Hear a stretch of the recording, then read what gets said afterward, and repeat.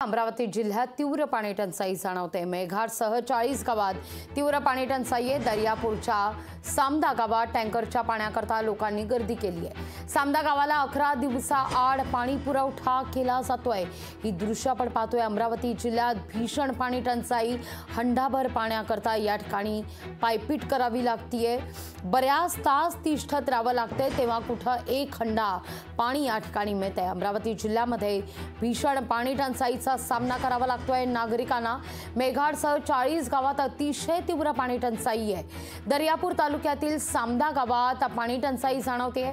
शहानूर धरणातून सामदा गावाला पाणी पुरवठा होत होता, पण गावात टँकरनं पाणी पुरवठा होतोय। तब्बल 11 दिवसांनी गावाला पाणी पुरवठा हा केला जातोय। त्यामुळे आता भरलेला कुठा हंडाभर पाणी किंवा अगदी 4-5 भांडी पाणी हे जवळपास 11 दिवस या पाण्याचा पुरवठा करायचा। 11 दिवसांनंतर गावात टँकर पोहोचतोय।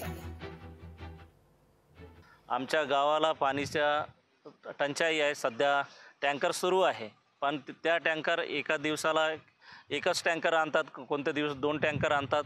तेवढा पाणीमध्ये आमच्या गावाचे भागत नाही, म्हणून आमच्या जे गावामध्ये महिला लोक आहेत त्यालाही त्रास होत आहे। जे वृद्ध आहे त्यालाही त्रास होता। गर्भवती महिलांना पाणी कुठून आणावं, फक्त झोपेतून उठला तरी त्याला एकच विचारात येते की पाणी कुठून शोधून आणावं, आणि पाणी पैसासारखा पुरावा लागत आहे।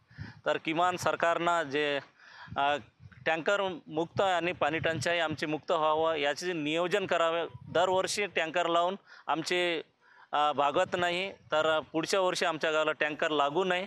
सरकारनं याच्याकडे लक्ष द्यावं। लोकशाही मराठी ऐका, पहा, जागरूक रहा।